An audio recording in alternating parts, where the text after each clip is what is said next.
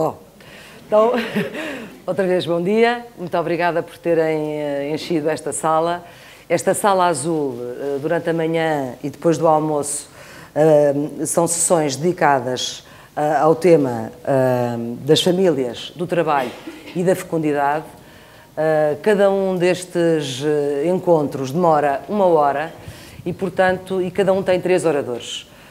De facto, como ouvimos agora nesta voz off, depois de cada um destes convidados que, por várias razões, foram escolhidos para falar sobre o tema desta primeira sessão, que é o trabalho,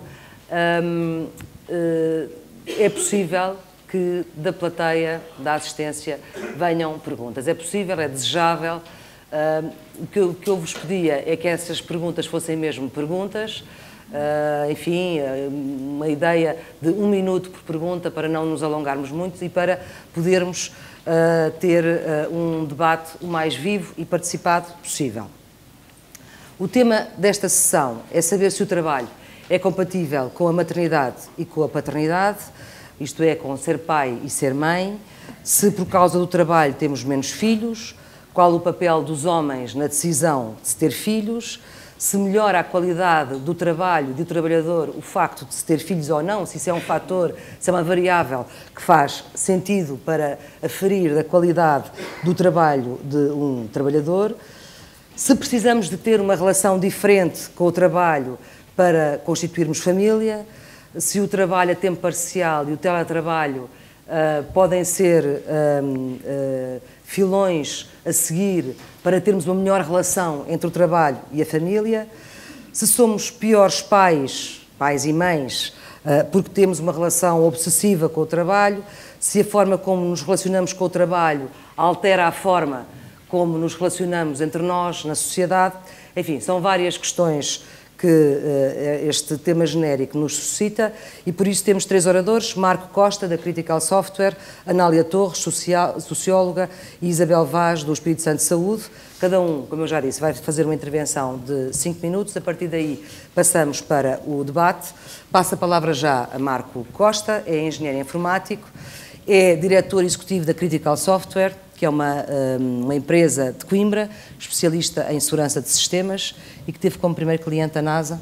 Faz favor, Marco. Muito obrigado. Antes de mais, obrigado pelo convite. É um prazer partilhar a experiência e um pouco das ideias que temos. Como o Carlos Robb teve a oportunidade de partilhar connosco há pouco, parece que nós estamos confrontados com uma escolha, que é ou temos filhos ou temos dinheiro. Uma coisa friamente.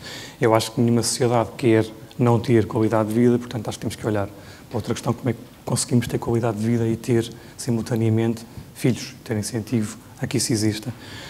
E da forma como eu vejo, temos 3 áreas de intervenção. Um apoio da sociedade, do governo, do setor público, criar infraestruturas, dar incentivos para que isso aconteça, mas certamente não basta. Um apoio da família, e vai-se falar hoje muito da família, e não há dúvida que ter a família próxima, a família disponível, a família a apoiar no ato de desenvolvimento e de criação do filho ajuda imenso. Mas, por último, temos as empresas em relação com o trabalho. E as empresas não se podem demitir, não podem pensar que está um problema que não é delas, que não faz parte do seu dia-a-dia. E, nesse sentido, talvez falar um pouco sobre como é que eu vejo a relação das empresas com a maternidade e com a paternidade. Logo à cabeça surge uma ideia de que temos que garantir igualdade de oportunidades. Quem toma a decisão de ter um filho, seja o homem ou a mulher, apesar da mulher provavelmente ter mais exposta, tem que ter igualdade de oportunidades. Portanto, não pode haver discriminação. E, de facto, é assim que tentamos fazer. Mas depois começa a pensar, bem, não há discriminação, mas o facto de não haver discriminação não será em si um ato de discriminação? Não devemos nós fomentar algum tipo de discriminação positiva para quem toma essa decisão, porque, de facto, vai estar exposto a outro tipo de pressões. E, surpreendentemente, há pouco tempo tive a oportunidade, no âmbito de alguns ajustes que fazemos normalmente na organização, convidar 2 pessoas que estavam, 2 mulheres, para tomar posse em papéis relevantes na empresa. Uma delas grávida e que me disse, mas tenho a certeza, eu estou grávida, não vou conseguir estar aqui tão próximo.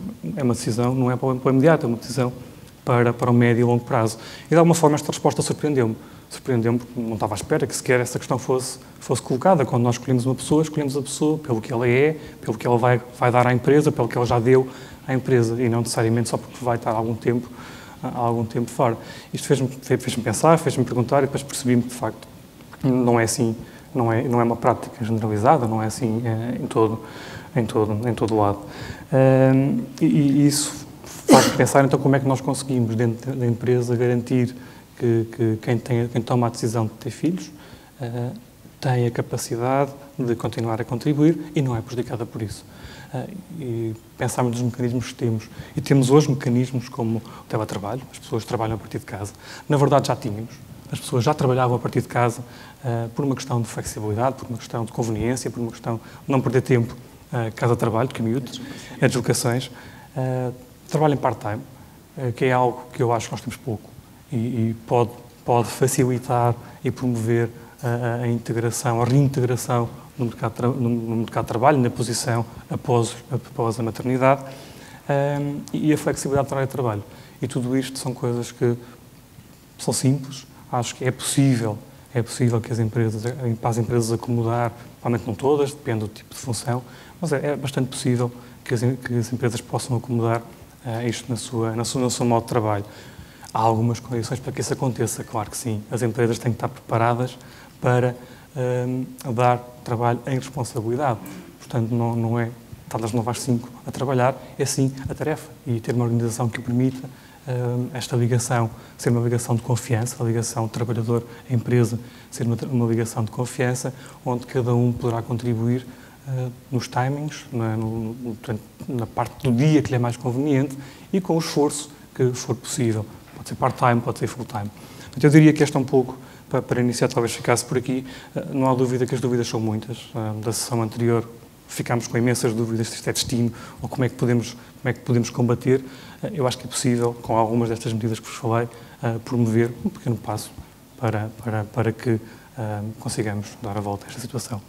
Deixe-me só perguntar, antes de passar à Anália Torres, para si é irrelevante se os seus trabalhadores, se as pessoas que contrata têm ou não têm filhos? É uma questão que se coloca? Sim, ou não se coloca. Eu acabo por descobrir muitas vezes que têm filhos, porque quando temos eventos de team building e percebo que têm as famílias, claro. Mas não é uma questão. E o facto de ter uma pessoa grávida não é seguramente o impedimento para poder ser ou não contratada, consoante aquilo que a pessoa valha? De todo. Isto, não, de facto, como sabe, não é assim em muito sítio. Pois, foi uma surpresa para mim quando falámos, perceber que mesmo as pessoas que estavam connosco e que já nos conhecem há 10 anos, sim, há 5 anos, há muito tempo, tinham algum receio. Mas porquê? Certamente não será por experiência própria, certamente não será pela história da empresa, foi muito por conversas com colegas que passaram por isso. Portanto, estava tudo muito bem até o momento em que foram despedidas por serem grávidas. Ou não progrediram. Exatamente. Anália Torres é socióloga, é professora catedrática do ISCSP, dedica o seu estudo precisamente a estas questões, à família, ao casamento, ao divórcio, trabalho e família. É a sua área de estudo e reflexão. Faz favor. Muito obrigada pelo convite e também pelo formato diferente, que eu acho que é desafiante também para quem está habituado a estar com uma mesa à frente, com situações de participação que são diferentes destas.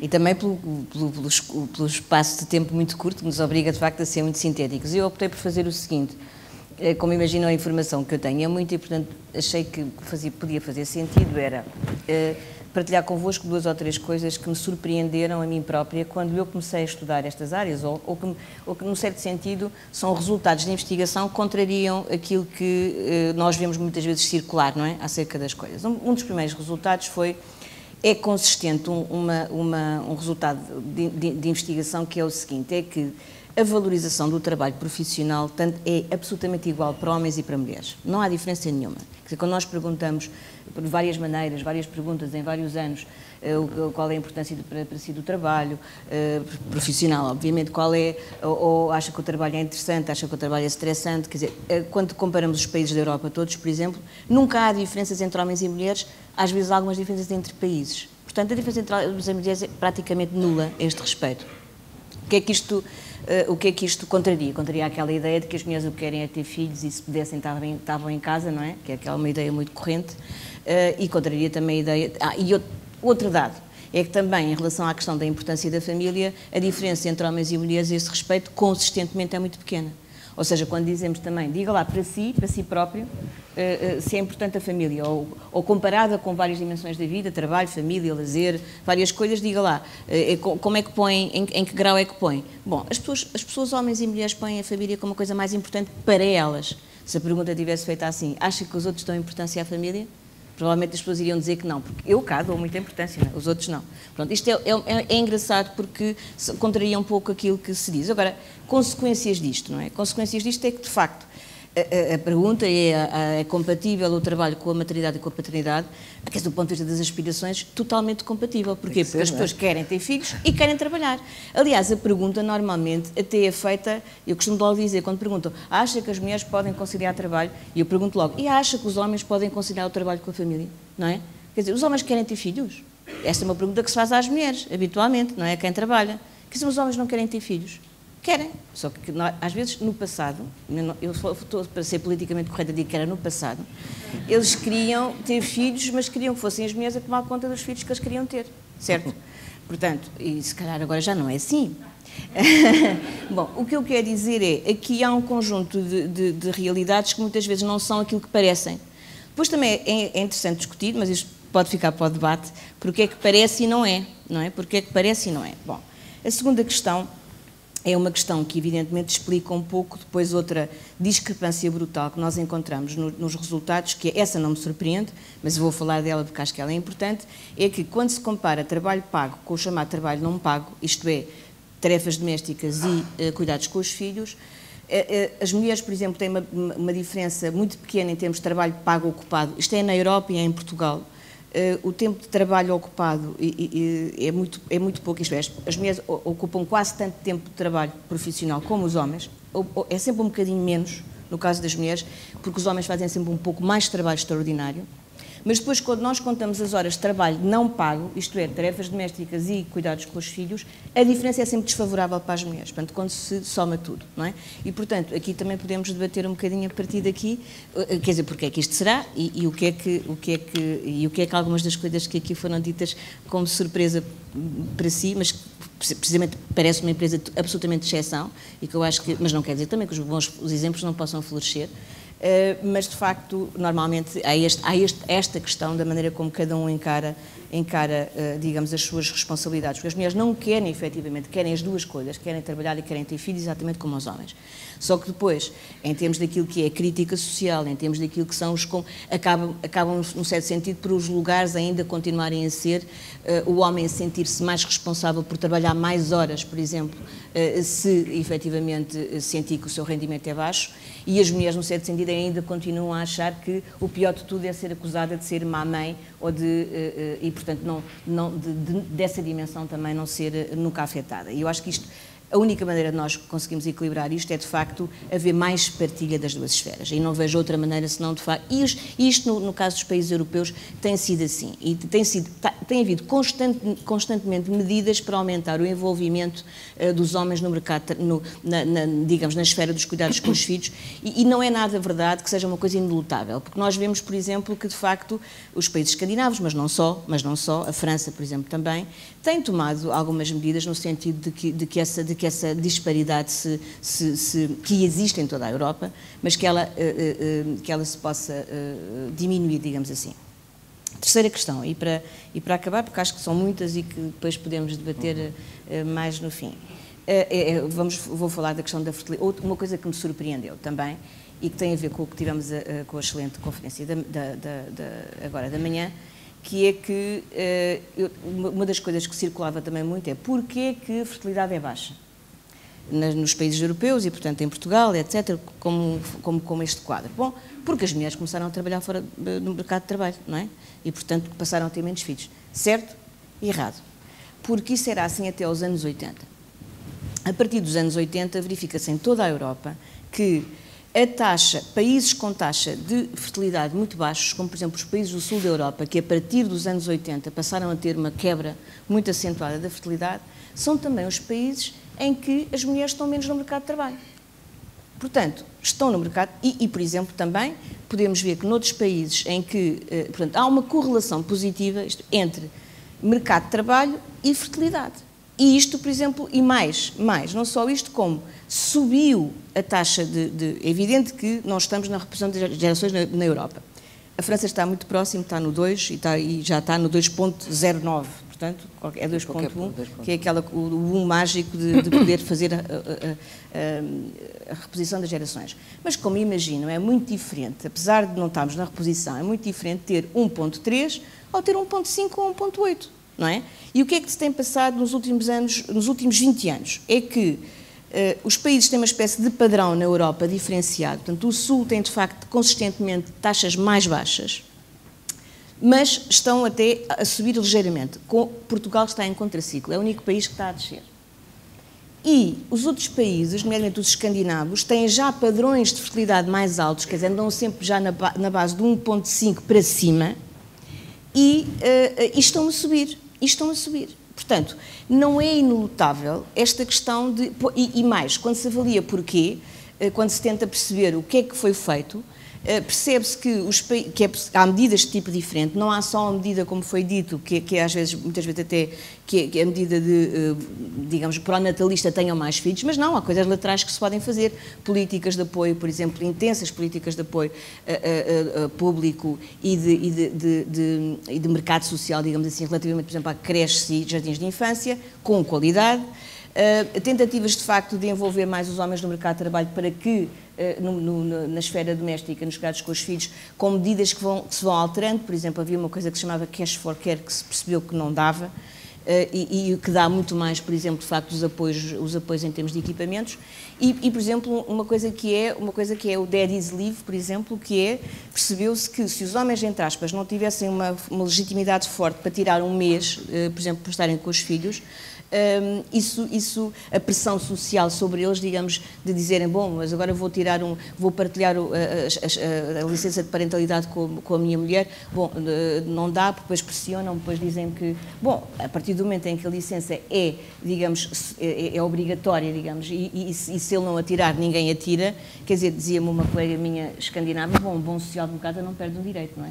Portanto, ou seja, o que eu estou a dizer é que há coisas que se podem fazer e elas têm efeitos, e portanto essa ideia também de que estamos numa situação inelutável, como foi dito, não pode, de facto, pode haver medidas que pelo menos ajudem as pessoas a criar o tal ambiente de esperança de que se falou, para que se torne de facto mais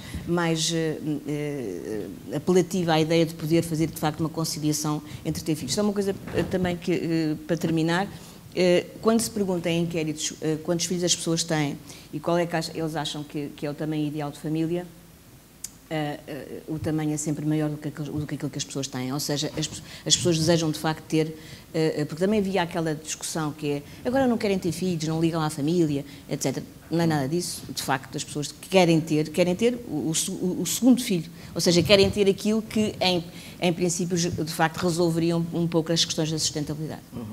Deixe-me só perguntar-lhe,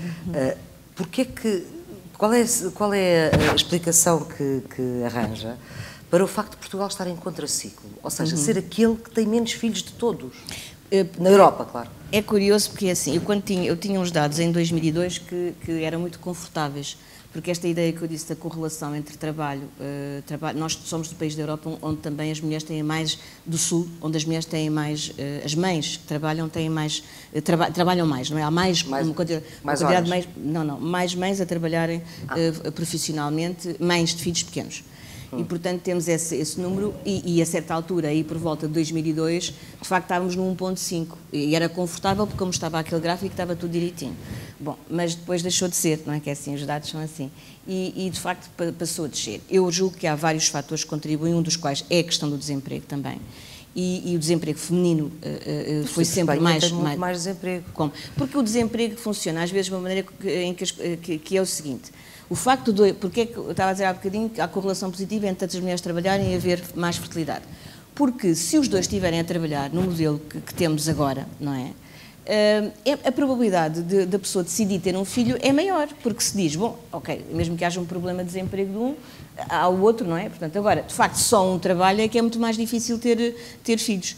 No caso português, eu acho que a questão do desemprego e a questão, de facto, das condições económicas e, efetivamente, houve um esforço no sentido de termos uma maior cobertura, sobretudo em relação ao pré-escolar.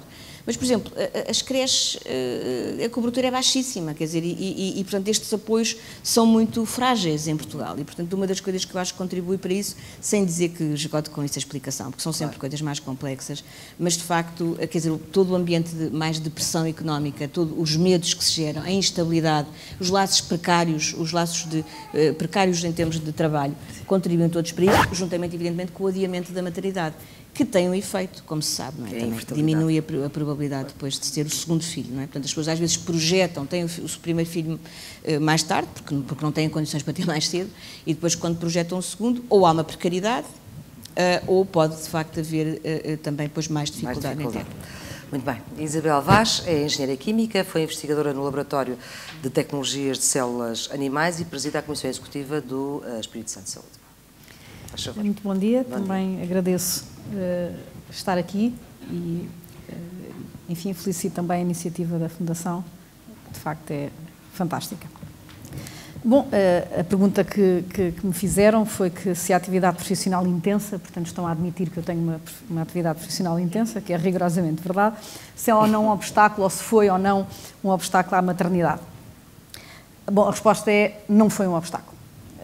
Tenho dois filhos fantásticos, que cresceram, que já são crescidos, um deles já tem 18 anos, entrou agora para a faculdade, e uma mais tem 14 e que quer ser artista, portanto não tem nada a ver com a engenharia, eu e o meu marido somos os dois engenheiros, e que cresceram com graça, íntegros, com caráter. Portanto, é compatível. Ora bem, então vamos voltar há 20 anos atrás, quando eu casei. Porque esta compatibilidade é nessa altura que se decide, não é? E a primeira coisa que nós temos que pensar na nossa vida é o que é que implica ter filhos, para depois perceber se aquilo que queremos fazer na nossa carreira profissional é ou não compatível com o projeto que também queremos ter em relação aos nossos filhos. E, de facto, ter filhos, penso que qualquer pessoa nesta sala que os tem sabe que aquilo que eu vou dizer é verdade. Ter filhos implica amor incondicional, implica tempo e qualidade de tempo, e deixa-me fazer bem normalmente há aquelas desculpas de eu tenho tempo de qualidade, mas por acaso só passo 5 minutos com os meus filhos, isso é mentira, portanto implica tempo e qualidade de tempo. E implica também uma coisa muito importante, que eu penso que já foi aqui dito pelos meus dois colegas de painel, é que implica também respeito por nós próprios sermos felizes, para que possamos criar crianças felizes, seguras e preparadas para um mundo global e para um mundo cada vez mais competitivo.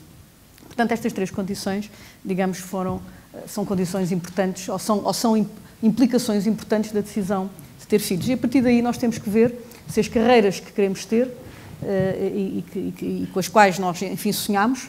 É engraçada a pergunta que nos fizeram aqui para a Fundação, que era o que é que queríamos ser quando éramos pequeninos. Eu, no meu caso, queria ser atriz, como veem, tem tudo a ver o que eu estou a fazer agora. E se calhar se eu tivesse decidido ser atriz, isso implicaria um tipo de decisões relativamente a ter filhos. Quando eu decidi que queria seguir uma carreira na altura de engenharia, depois mais tarde de gestão, já implica outras. E isso é que é preciso, de facto entender.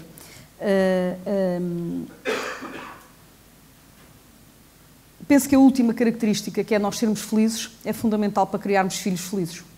Porque não vale a pena trazer filhos ao mundo para eles terem uma vida desgraçada ou serem profundamente infelizes, ou não poderem contar com os pais, ou não crescerem em segurança. Portanto, se calhar mais vale não ter, senão também é um exercício de egoísmo, não é? E, portanto, e realmente ter filhos é o máximo de não se ser egoísta. Eu penso que hoje há parte de raciocínios errados que as pessoas fazem à partida e não terem isto claro quando decidem ter filhos. De facto, o que é que as suas carreiras implicam e o que é que implica ter filhos. Quando fazem raciocínios errados sobre isso, dá asneira. Mas hoje há, de facto, outros obstáculos que se colocam na sociedade, que colocam, obviamente, obstáculos complicados. Dentro de uma família tradicional, hoje em dia, por exemplo, a mobilidade. de emprego.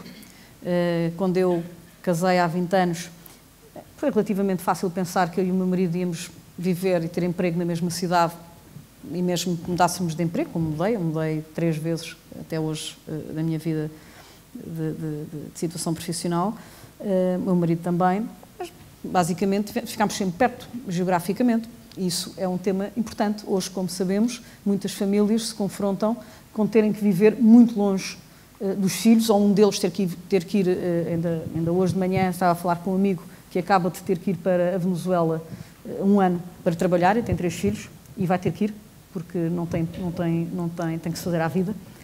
A mulher vai ficar cá. Portanto, hoje colocam-se, de facto, a sociedade, hoje coloca desafios muito importantes do ponto de vista de como é que nós, pelo menos na sociedade portuguesa, vemos o que é criar um filho. Se quiser, na sociedade americana é completamente diferente. Normalmente os miúdos, a partir dos 17 anos, saem de casa, aliás, são considerados uns totós, se ainda vivem, e peço desculpa pela expressão, se ainda vivem em casa dos pais quando acabam o liceu. E, portanto, vivem a 5.000 km de distância dos pais, e realmente isto implica decisões completamente distintas na maneira das famílias viverem, mas como nós sabemos na Europa, e se calhar felizmente não é assim, os nossos filhos vivem connosco até bastante tarde, às vezes temos mesmo que os expulsar de casa, o que é bom.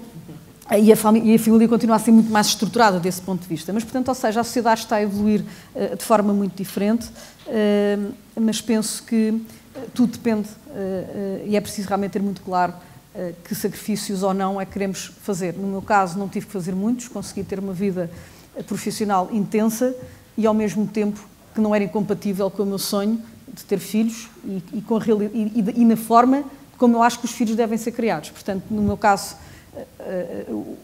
ter uma vida muito intensa não prejudicou, porque também implicou ser organizado, também implicou escolhas estruturadas dentro de uma família tradicional, enfim, que é um marido e mulher que nos ajudamos mutuamente e que partilhamos essas responsabilidades. Houve alturas em que eu estava a fazer o MBA e o meu marido é que estava a trabalhar, e aproveitámos esse ano para ter o nosso primeiro filho, porque eu estava em casa a estudar e, portanto, estive muito mais tempo. Depois foi a altura dele ir fazer o mestrado e eu entrar na luta. Na altura entrei numa consultora onde se trabalhava diabolicamente muitas horas por dia, mas nessa altura estava ele, ou seja, portanto, tudo isto é comunhão, tudo isto é amor, tudo isto são projetos de vida que as pessoas devem pensar e que têm que ser decisões, de facto, racionais.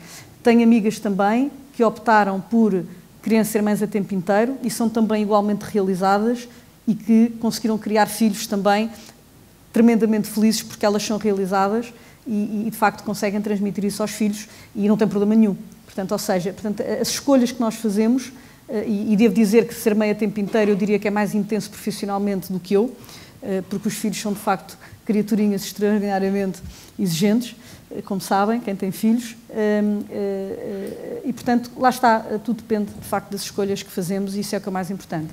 Os fatores, para terminar, os fatores de facto que hoje a sociedade nos coloca, isso sim, podem ser de facto fazer-nos pensar, ou seja, alguém que pensa hoje que não vai ter emprego cá, que o marido, ou seguramente que o marido ou a mulher não tem emprego nos 2 sítios, tem que pensar se tem outro tipo de apoios, como é que querem criar os filhos, se conseguem ir juntos, se não conseguem. Ou seja, hoje os desafios são de facto tremendamente mais complicados do que provavelmente eram há 20 anos atrás.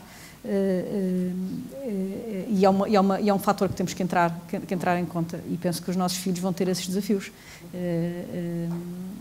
E eu procuro prepará-los. Os nossos filhos, todos eles falam, ainda agora estão a entrar para a faculdade, já me está a dizer que vai viver para Londres e que não sei o quê. E, portanto, tudo isto depende, não é? Vão de facto terminar opções completamente distintas na sociedade.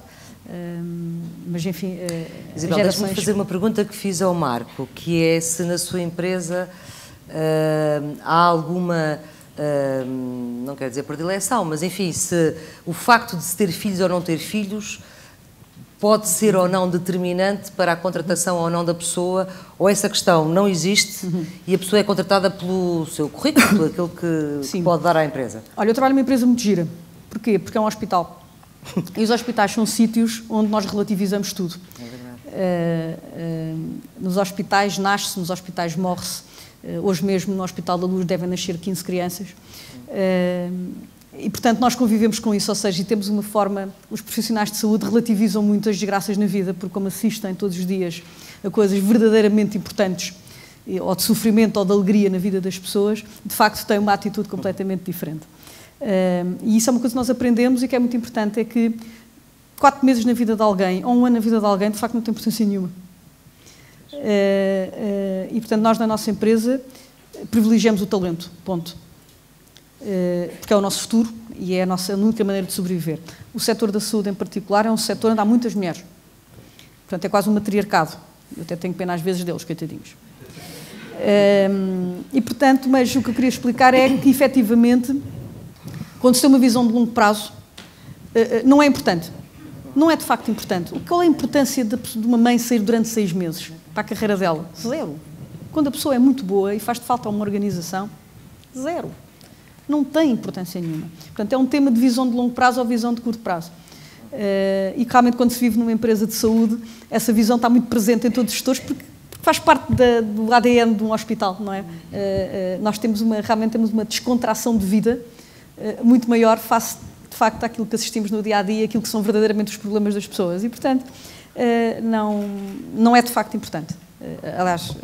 Aliás, hoje eu devo dizer que tenho muitos homens, desde enfermeiros a médicos, gestores, a engenheiros, portanto, toda essa família que vive dentro de um hospital, muitos homens, de facto, a fazerem licenças de paternidade e, com isso, a também serem pessoas melhores.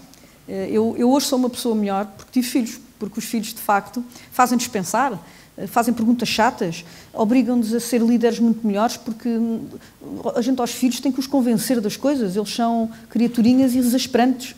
Isso treina-nos, não é? Também do ponto de vista profissional, a ouvir os outros, a respeitar, a responder corretamente e de forma racional e não dar respostas porque sim. Portanto, temos que ver isso também dessa perspectiva. E, portanto, como lhe digo, mas aquilo que é importante na empresa é a visão de longo prazo. Quando as pessoas têm talento, o talento é que é raro.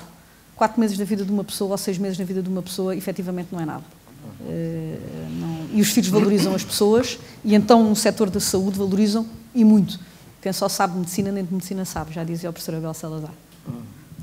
Muito bem, estamos a meio deste nosso tempo para o nosso debate. Eu não sei se há perguntas desta enorme assistência.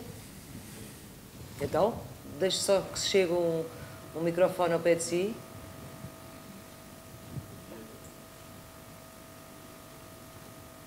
Vamos ver. Já está. Bom dia, meu nome é Tiago Lousada. Queria fazer uma pergunta que já foi de alguma forma tocada aqui, que tem a ver com, de alguma forma, a necessidade que surgiu, por um lado, devido à globalização, por outro lado, devido à crise económica que surge em Portugal, de as pessoas terem que trabalhar fora, não é? Cada vez mais, ou porque as empresas que se começam a internacionalizar e, portanto, as oportunidades de carreira começam a ser fora do país, ou porque têm mesmo que emigrar para ter trabalho. E, por um lado, qual é o efeito, enfim, uma variável, qual é o efeito que isto tem na estrutura e na organização familiar, e, por outro lado, principalmente para as mulheres, que normalmente têm mais restrições de aproveitar estas oportunidades de carreira internacionais devido, obviamente, ao duplo trabalho que foi aqui referido, um pouco à volta desta questão que tem a ver com a necessidade de cada vez trabalharmos mais fora do país. Essa pergunta é dirigida... Eventualmente há a empresa que tem, eu penso que terá eventualmente trabalho lá mais fora, não é? Enfim, as outras percebi que eram mais locais. Sim, senhor. Marco. Sim, de facto, mas a Anália também, creio que poderá ter alguns dados sobre isto. Sim, de facto, essa é uma questão que se coloca não só hoje, no caso da Critical, como refere. Portanto, o meu cliente foi fora de Portugal, portanto, 80% do que fazemos é fora de Portugal. Portanto, há uma necessidade muito grande de ter equipas pelo mundo fora. De facto, o que nós tentamos é que isso seja uma coisa boa e não uma coisa má. Ou seja, tentamos procurar dentro da empresa e incluir até essa oportunidade, a necessidade que nós temos de colocar pessoas fora de Portugal, uma oportunidade de carreira para as nossas pessoas. E neste caso vão ter uma experiência, 1 ano, 2 anos, 6 meses, o que for, valorizam-se, conhecem, alargam o horizonte e depois podem regressar.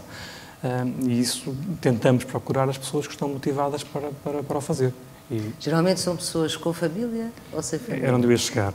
Portanto, nós na Critical recrutamos essencialmente são licenciados e depois vão crescendo connosco. Não é sempre assim, mas é muito assim. E esses são licenciados querem essencialmente experiências, viver, sair de Portugal, mas também é importante saber que podem voltar. Portanto, e isso tipicamente é fácil. É fácil pedir a um júnior que, uma pessoa com 1 ano de experiência, 2 anos de experiência, vais passar 1 ano à Inglaterra, 1 ano ao Brasil, 1 ano a Moçambique, a Singapura, ou seja, as pessoas vão de facto. E temos muita gente, aliás, temos uma bolsa onde as pessoas se inscrevem para poderem ir para fora. A verdade é que nem sempre é suficiente. Portanto, quando abrimos uma nova operação, temos que ter também pessoas que estão connosco há 5, 6, 7, 10 anos, com muita experiência, que podem ir liderar a operação, levar a cultura da empresa para lá. Então aí colocam-se outras questões, são pessoas que tipicamente têm família, pessoas que tipicamente têm filhos. E a decisão tem que ser muito mais ponderada. Portanto, aí o que é que fazemos? Portanto, procuramos, com as pessoas, fazer um planeamento de modo a que, quando vão, se quiserem, possam levar a família. E temos casos, pessoas que foram 1 ano, um exemplo para Moçambique, e estão há 8 anos lá, levaram uma mulher, levaram os filhos, procuraram um emprego e dificilmente quererão sair de lá. Eventualmente, agora que os filhos estão a chegar à idade da universidade, podem ponderar a regressar. Temos casos exatamente a mesma coisa para o Brasil. Temos casos onde o nosso colaborador é um homem e levou a família, temos casos onde o colaborador é uma mulher e levou a família também. Portanto, desde que haja apoio, desde que a empresa permita que as pessoas tenham confiança que vão num projeto que lhes dê estabilidade, 1, 2, 3 anos, que sabem que vão ficar, que podem pegar nos filhos e levar os filhos, e isso não ficam confrontados a meio de um período terem que voltar. Tem que haver alguma estabilidade, não temos tido problemas e isso tem sido uma coisa positiva. O que é que nós fazemos também? Temos a nossa estrutura de recursos humanos e a nossa rede de parceiros e tentamos incentivar e procurar para o cônjuge contactos, oportunidades para eles também procurarem emprego, porque também sentimos que se tiver uma família completa a trabalhar no destino, a integração é muito mais fácil. Portanto, e isso é algo que nós temos, através dos nossos parceiros, temos oportunidades de criar essas oportunidades, mas cada um vai ter que ir seguir e procurar o seu caminho, mas incentivamos isso bastante e o resultado tem sido muito bom ao nível do crescimento das pessoas e ao nível do crescimento da empresa, porque temos pessoas de confiança e que estão instaladas, estão lá, não estão a pensar quando é que eu vou a Portugal ver os meus filhos ou ver a minha família. Isso acontece, mas tentamos que isso seja limitado, muito limitado no tempo. Anália, esta questão está estudada? Ainda não, porque ainda não há tempo suficiente desta imigração, já não falo da imigração forçada, mas esta imigração aqui para valorização, para se perceber qual é que é o impacto disso na família. Ainda é cedo para este tipo de imigração. Agora nós temos uma longa tradição de emigração, não é? E, portanto, e aliás há um conjunto de coisas associadas a isso, como por exemplo nós termos uma taxa de atividade feminina mais elevada do que nos outros países, também dos países do Sul.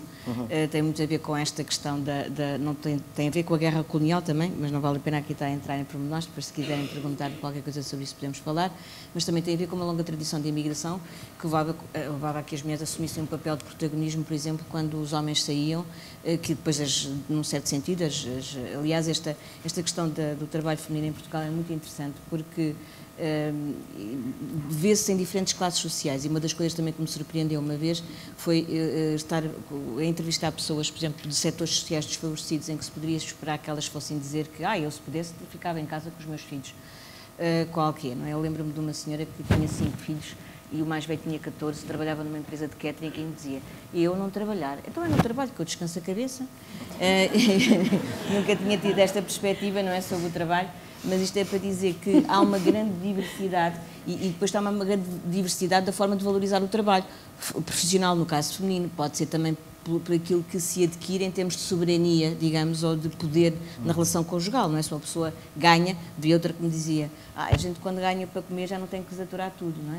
E, portanto, esta questão básica, não é, que é de facto a soberania e a questão do poder pessoal, não é, na relação. Isto para dizer o quê? Para dizer que estes fenómenos têm que ser um pouco analisados em função também dos setores sociais de que estamos a falar. Claro. Por exemplo, há setores em que a questão, como foi dito também, muitas vezes há filhos em setores sociais em que esta questão não é tão racionalmente pensada. Portanto, aqui há diferentes fatores. Estes são os fenómenos que estamos a falar, que foi falado aqui também, são fenómenos novos, não é? Mas eu acho que justamente, e esta questão aqui da ideia de longo prazo que eu gostei imenso, eu já falei nisto noutra perspectiva, quer dizer, que é exatamente isto, quer dizer, o que é que são 4 meses, o que é, mas é preciso que as pessoas tenham esta perspectiva de longo prazo e não uma perspectiva curta e mesquinha, porque o problema é, se de facto as pessoas se sentirem confortáveis em termos dos seus laços de trabalho, evidentemente que produzem melhor, tudo circula de uma maneira muito mais agradável, e se não se entrarem sempre numa lógica de inimigo e numa lógica de eu dou menos, dou mais, quer dizer, e isto de facto são climas que é preciso criar em termos mais globais, e isso é uma questão também de cultura, de debate, e de deixarmos um pouco de parte também dos estereótipos e passarmos um pouco também a ouvir as pessoas e ouvir as suas aspirações, e portanto muitas vezes a quebrar coisas que circulam, que aliás não ajudam nada a clarificar um pouco melhor as coisas. Muito bem. Temos ali mais uma pergunta. E há vários braços no ar. Bom, eu vi aquele primeiro. Bem, então... Bom. Vamos para ali, depois vamos para ali. Faz favor. Pergunta, por favor. Não se está a ouvir. Não se está a ouvir, não se está a ouvir.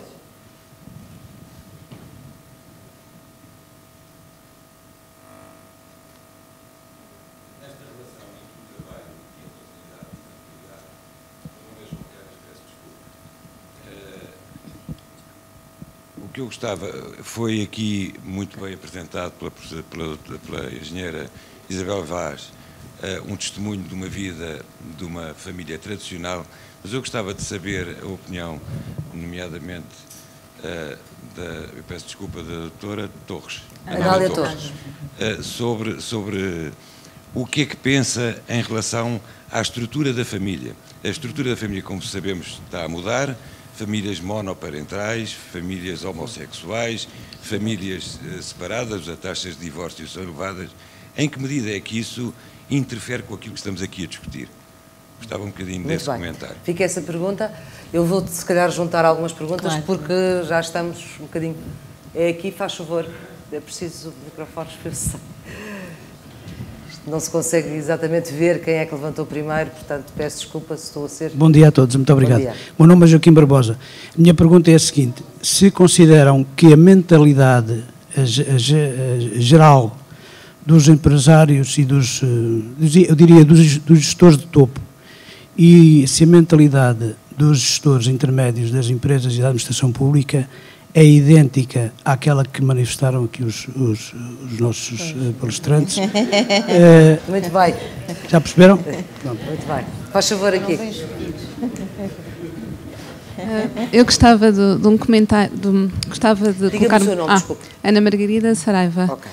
Há uma questão que me irrita mesmo quando se fala nestas questões de não haver um número suficiente de filhos. Nós estamos na taxa estamos longe da taxa dos 2,1.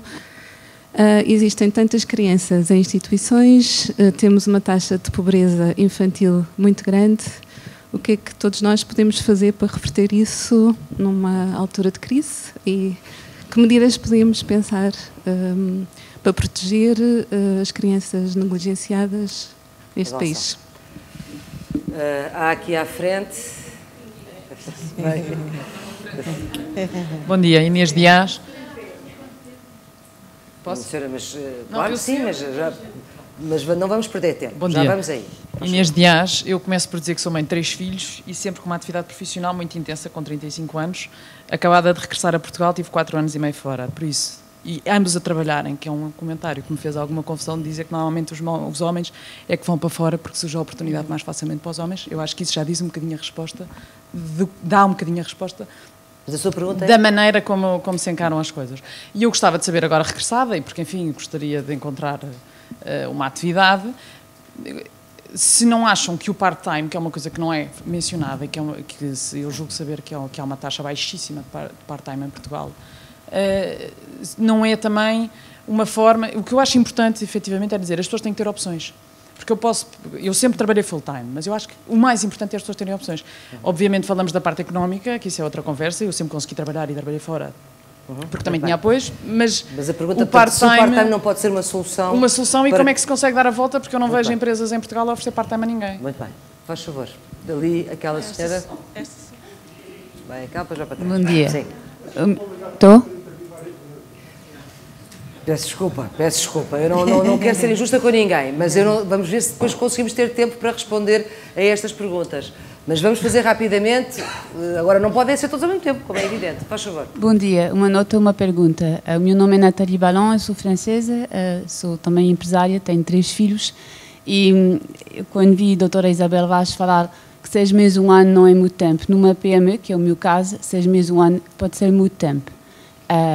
Eu acho extremamente complicado podermos comparar grandes empresas e pequenas empresas. O peso para mim de ter 2 ou 3 colaboradoras grávidas este ano é impressionante. Bom, é simpático, mas em termos de planeamento... A pergunta é, porquê que eu vejo tão poucas mulheres em Portugal nos conselhos de administração e nos boards das grandes empresas? Ou seja, não há falta de talento, com certeza.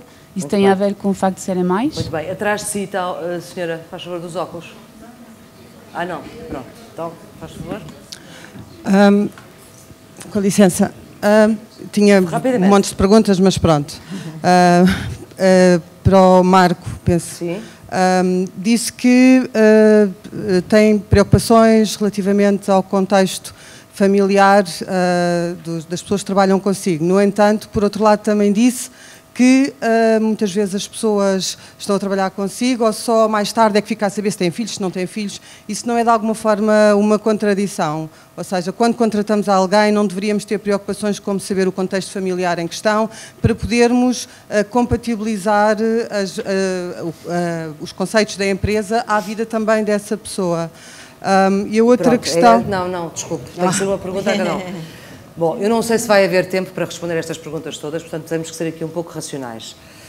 Havia ali um senhor que estava ali há muito tempo, vamos fazer aqui mais uma pergunta, os 2 braços no ar, acabei de fazer, ali, se faz favor, porque senão depois também fazer perguntas e depois não haver nenhuma resposta por parte da mesa, faz favor. Não vai não, pergunta, peço desculpa.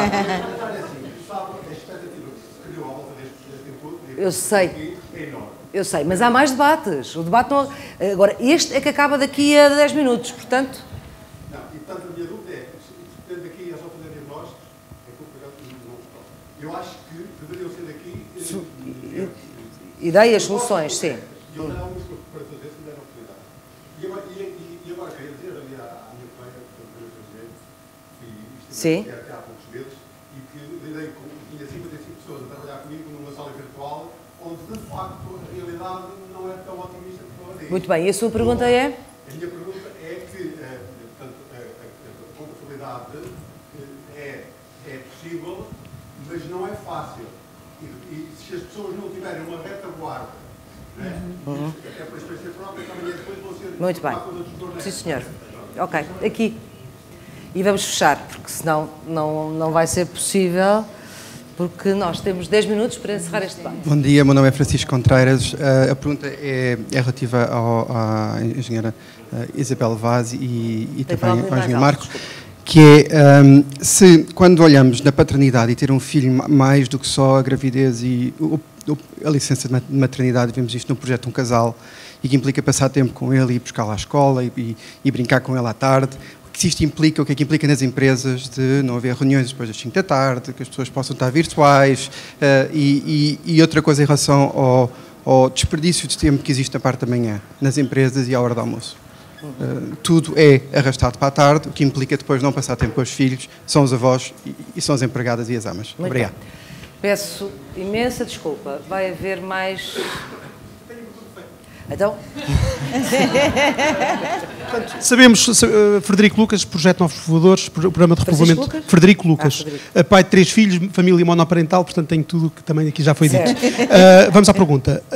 Sabemos que não há trabalho para todos no futuro e, portanto, vamos todos ter que caminhar para o part-time, para que todos possamos ter alguma contribuição. Mas também sabemos que os portugueses estão presos, quer à questão da habitação, porque habituaram-se a um modelo que, enfim, que já percebemos agora que não funciona, que é... Portanto, é só isso. É se isto faz sentido no atual contexto de casa própria, de infantários numa cidade onde têm casa e onde custa 300 euros cada infantário, mais coisa, menos coisa. Portanto, se isto é compatível. Só isso. Obrigado. Muito bem.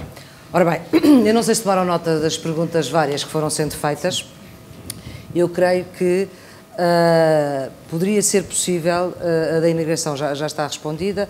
Há aqui perguntas que têm a ver com a estrutura da família ou com a desestruturação da família. Bom, vamos à mentalidade geral dos empresários e a esta questão do part-time que o Marco já tinha também falado e a necessidade de organização do tempo das empresas, esta questão da hora de almoço. Creio que é um bloco de questões que arruma assim. Faz favor. Ok. Portanto, começando pela parte do part-time, não lhe vou dizer que é algo que temos muito, não temos, mas temos. E, essencialmente, há pessoas que vêm ter connosco e dizem: eu não consigo trabalhar full-time, mas tenho estas capacidades, tenho esta capacidade, gostava de ter uma relação flexível convosco. É possível? Tipicamente é. E é porque nós trabalhamos de uma forma orientada à tarefa. Portanto, nós já temos dentro da empresa flexibilidade de horário de trabalho. Não obrigamos ninguém a entrar das 9 às 6. As pessoas chegam a hora que querem. Há pessoas que trabalham da parte da tarde e estendem para a noite. Há pessoas que vêm mais cedo. Estamos completamente à vontade. Portanto, isso já promove. O modelo de trabalho que temos já incentiva a possibilidade de haver part-time. Não temos mais, talvez seja uma questão de procura e oferta, mas estamos disponíveis a que seja assim, a que haja mais. Talvez responder também à questão de não saber, ou saber se as pessoas têm filhos. Nós temos mais de 300 pessoas, de facto não sei se todos têm filhos, quantos filhos é que têm. O que eu sei é que o Departamento de Recursos Humanos acompanha esses processos e a forma como definimos todos os pacotes, inclusive de compensações estão adequados para que suportar as pessoas que têm filhos. Temos também dentro da empresa algo que é a responsabilidade social. Inicialmente fazíamos isto mais para fora, portanto, dávamos o nosso tempo, dávamos algum tempo, as pessoas davam o tempo e nós complementávamos com o nosso e íamos trabalhar, íamos ajudar instituições. Hoje em dia, dado o que está em causa, há muitas pessoas que têm familiares que, por alguma razão, perderam o emprego e, portanto, procuramos, dentro do universo crítico, ajudar também essas pessoas. Portanto, essa preocupação existe. Relativamente à questão da cultura dos gestores públicos, eu acho que é difícil dizer o que é a cultura dos gestores públicos, porque certamente há gestores públicos muito bons, tenho interagido com alguns, se calhar há outros não tão bons, não sei se é muito diferente do público ou do privado. O privado tem uma questão que é, se não correr bem, as empresas fecham, o público não tanto assim. Às vezes também. Não sabemos, vamos ver. Mas uma questão que era aqui levantada era a formação dos gestores de topo com os gestores intermédios que não têm esse oásis que parece ser a Critical Software em relação à forma de lidar com os seus colaboradores e trabalhadores, não é? Foi uma das perguntas também aqui que ficou feita. Sim, eu aí confesso que não consigo comentar muito. A realidade que eu conheço não vai nesse... Muito bem, Anália, esta questão de, mesmo no tempo da empresa, ser gerido em função do tempo da família, ou seja, alguém falava aqui da possibilidade de aproveitar a hora do desperdício que é a nossa hora de almoço de 2 horas, espero que agora hoje não seja, porque vamos ter uns almoços também imprevistos. Como é que isso há algum estudo que possa cimentar esta ideia de que as empresas têm que se reorganizar melhor no seu tempo de trabalho para que os seus trabalhadores possam dedicar tempo à família? Não conheço nenhum em Portugal feito sobre isso, mas para dizer uma coisa um bocadinho... E já agora depois, rapidamente, para as questões da instituição, sim. Daquelas que eu acho que me dizem mais respeito, posso contribuir mais. Mas a questão que é básica, o que eu sei, é que quando, por exemplo, quando se está em reuniões internacionais e se está com pessoas dos países escandinavos e se está com pessoas... E também vamos falar também de França, que é para não pôr sempre que são os escandinavos que são o protótipo. E depois que há culturas diferentes nos países, quer dizer, não passa pela cabeça de uma francesa não casar viver junto, ter filhos e trabalhar. Enquanto, por exemplo, no caso da Alemanha, isto depois é mais complicado. Há um conjunto depois de questões culturais. Em países como a Inglaterra e a Holanda há, de facto, bastante part-time entendido como para as mulheres, o que eu, para mim, acho que é errado. O que se deve fazer é diminuirmos todos um pouco o tempo de trabalho. E há muita discussão em torno disto também, mas voltando à questão, o que se percebe é que há uma cultura de funcionamento das instituições que, se for uma cultura que efetivamente tenha em consideração que as pessoas são pessoas e as pessoas têm filhos e que até querem ter, e se calhar não têm mais porque não podem, e portanto não são mulheres a ter filhos, as pessoas têm filhos. E normalmente até querem. Há umas que não querem e têm todo o direito de não querer. Mas até dá jeito que a maior parte tenha, porque nós todos vamos ser dependentes quando somos velhotes e depois alguém também tem que tomar conta de nós, não é? E, portanto, nós temos um grau de dependência no princípio e no fim da nossa vida. E, portanto, esta questão é socialmente e individualmente relevante. E, portanto, é uma espécie de compromisso. Por exemplo, quem é que toma conta das crianças em Portugal? Quem é que paga para tomar conta das crianças? Pagamos todos. Eu pago dos meus impostos, como todos vocês, a escolaridade obrigatória, mais a pré-escolaridade obrigatória. Eu não me importo de pagar, quer dizer, tanto não, mas a questão é, para onde é que vai de facto o meu dinheiro? É uma responsabilidade coletiva. Quem é que educa as crianças em Portugal? É uma coisa com dois braços. É a família de um lado e somos nós todos, enquanto sociedade, do outro, através do Estado, através dos nossos impostos. Portanto, o que nós temos que fazer é exigir. Aqui é exigir por uma maior coesão social, por uma vida em termos sociais mais com o tal ambiente em que as coisas sejam mais agradáveis. Voltando só à questão da instituição, deixem-me dizer às mudanças, vale a pena dizer, nós temos famílias monoparentais, mas até são poucas, porque são transitórias. As pessoas, apesar de haver mais divórcio e disso ser evidentemente estruturante, voltam, insistem. Reincidem. Deixe-me só... E, portanto, e mesmo que não reincidam, ou seja, que não casem formalmente, como cada vez casam menos, têm filhos. Muitas vezes o divórcio até pode funcionar como um calendário de fecundidade em 2 tempos, não é? Porque as pessoas podem ter a seguir. Depois, por outro lado, também, claro que estou a dizer isto para contrariar um bocado aquela lógica que está sempre associada, e estas coisas são problemáticas, não deixam de ser. Mas também é preciso ver pelo outro lado. E ver pelo outro lado também é preciso dizer assim, normalmente, quando vimos ali, as pessoas têm filhos fora do casamento, mas não é as mães solteiras do passado. São pessoas que vivem juntas e que optaram por não casar. E até podem ter sido casadas, voltarem a viver em conjugalidade e terem uma segunda Anália, só a questão, porque é uma questão completamente fora, que é a questão da adoção. Sim, das crianças. É uma questão complicada e vamos ter que, talvez, dividir aqui 2 coisas. Uma coisa é o que é que nós podemos fazer por um conjunto de crianças que estão...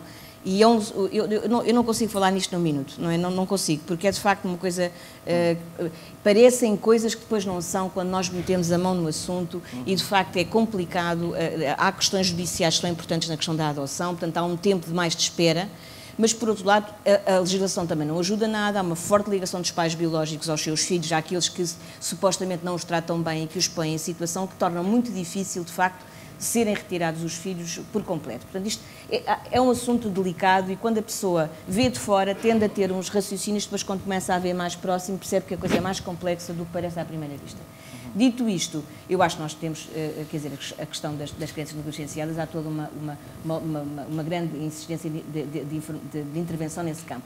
Devo dizer também, por outro lado, que normalmente isto é uma questão diferente do desejo de procriação, que é forte na parte das pessoas. Por exemplo, porque é que as pessoas vão de pensar, porque é que há reclamação por parte dos casais de pessoas do mesmo sexo de quererem cuidar de uma criança. Não é uma questão biológica, portanto, no certo sentido, mas é o desejo de fazer crescer. É um desejo muito generalizado. E eu acho que isto devia também fazer-nos pensar que pode haver diferentes formas de pensar em pôr crianças no mundo, em educá-las e em fazê-las crescer, e que muitas vezes isso pode dar também mau resultado, porque as pessoas podem ter esse desejo e não serem competentes para o fazer, como é o caso dos pais que não têm competências parentais, embora, por exemplo, possam ter o primeiro desejo de as ter, mas depois não as têm.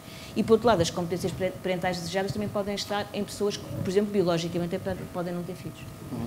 Isabel, enfim, há várias questões que poderia falar, mas talvez e para terminar, meus amigos, muito obrigada, mas de facto estamos mesmo já na reta final deste debate. A questão da mentalidade dos empresários, que foi aqui colocada, tenho que a colocar assim, sobretudo dos gestores, que é o seu caso, e a organização do tempo de trabalho, tendo em vista a família, creio que...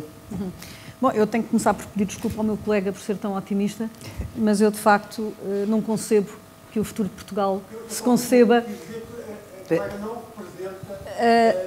Não, mas representa uma classe de empresarial que eu acho que nós temos que fundar o nosso país em otimismo e não em mandarmos para baixo. E os empresários, já agora se me permite, os empresários têm uma responsabilidade social importante, que foi isso que eu procurei transmitir. E respondendo às várias perguntas que foram feitas, nós os portugueses somos de facto tradicionalmente pouco organizados.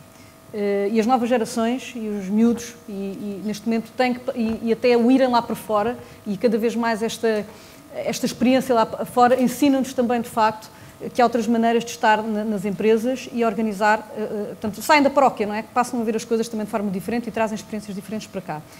Obviamente, as empresas não são todas iguais, é muito diferente organizar isto numa fábrica ou organizar isto, por exemplo, num hospital, onde a flexibilidade é muito maior do ponto de vista da organização de trabalho, desde logo porque é por turnos e, portanto, permite muito mais facilmente, respondendo à pergunta que veio de alguns daqui, dos part-times, é mais fácil. Penso que é muito mais difícil organizar part-times quando se está a falar, por exemplo, de uma profissão como a minha. Eu não consigo desligar, porque tenho funções de estruturação de topo e, portanto, obviamente, como podem imaginar, eu não consigo, quando tenho um problema, tendo a pensar nele até ele estar resolvido. Portanto, é mais difícil pensar na minha vida coisa, mas, por exemplo, um enfermeiro provavelmente será mais fácil, ou para uma pessoa que não tenha mais responsabilidades de linha. Portanto, não há respostas únicas para as coisas. E o que eu penso é que quem tem responsabilidades de gestão e quem tem responsabilidades de construção do país deve, de facto, encarar isto como uma responsabilidade social corporativa e, mais uma vez, de longo prazo. De facto, as crianças são fundamentais e nós temos que apoiar. Dava como sugestão, penso que foi que perguntou de como é que nós podemos realmente conhecer os trabalhadores e darmos resposta. Eu dou uma sugestão que aprendi com o senhor que está por trás desta fundação, que é o senhor Alexandre Soares dos Santos. Ele ensinou uma coisa muito importante. No Pingo Doce, ele fez há um ano atrás um inquérito brutal no sentido da profundidade a todos os seus colaboradores para perceber, face à crise que estamos a viver, económica ou financeira no nosso país, as necessidades, de facto, que todos os seus trabalhadores tinham para melhor poder acudir e, no fundo, perceber que tipo de atuações é que a empresa podia ter para ajudar esses trabalhadores. Confesso que também copiei a ideia, estamos neste momento também a iniciar esse projeto no Espírito Santo de Saúde. Temos vários gabinetes de apoio social dentro das nossas próprias empresas para poder fazer. E fazemos isto, e agora, terminando com o tema dessa provocação do público e do versus privado, eu penso que é quase um tema de mentalidade económica. No setor privado, nós continuamos a ter que pensar, de facto, em termos de nós competimos. E quando se compete, e as pessoas têm que ser felizes nas empresas, porque senão também não trabalham corretamente, e essa é a base da construção do futuro. Portanto, eu diria que, se calhar, aí levar-nos a uma discussão muito grande, que é efetivamente porque é que eu acho que o Estado devia sair da economia, e uma das razões é essa. É porque, efetivamente, as empresas privadas, mais que não seja por razões puramente economicistas ou de estratégia de longo prazo, não podem, efetivamente, deixar de prestar atenção às pessoas que lá trabalham, sob pena de morrerem. E, mais uma vez, torna a chamar a atenção para a visão de longo prazo, que é muito importante. Mesmo numa empresa pequena, repare que uma mulher, quando fica grávida, não fica, felizmente, nem não somos como os elefantes, mas ainda assim então, são 9 meses. E, portanto, dá para prever como é que substituímos, como é que ajudamos e, de facto, cumprimos a nossa função de responsabilidade social, que, como muito bem a professora disse, é um problema de todos nós, como sociedade, de garantir que isso vai acontecer. Se não tivermos a visão de longo prazo, de facto, Portugal ou o resto da Europa não vai a lado nenhum. E isso cabe-nos a nós todos, não cabe ao Estado. Cabe a nós todos, individualmente, como cidadãos e nas diferentes responsabilidades que desempenhamos na sociedade, quer como mães, quer como à frente de empresas, quer como na função mais simples que possamos ter numa empresa, todos os dias terem atenção que é de longo prazo e é preciso trazer crianças e é preciso viver feliz. Muito bem. Isabel, Anália e Marco, muito obrigada por este encontro inesperado que acaba aqui assim, e muito obrigada também a esta plateia magnífica.